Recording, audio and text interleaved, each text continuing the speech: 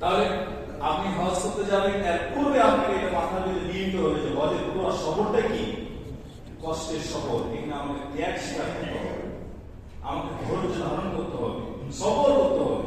আর মুমিনের একটি গুণ বৈশিষ্ট্য হলো তাদেরকে কি করতে হবে? ধৈর্য ধারণ করতে হবে, সবর করতে হবে। এটি একটি তাদের অন্যতম একটা বৈশিষ্ট্য যে মুমিনরা কি করে? বিপদ আপদ চলতে ফিরতে তারা ধৈর্য ধারণ করবে, সবর করবে। এটা তাদের বড় একটা গুণ বৈশিষ্ট্য।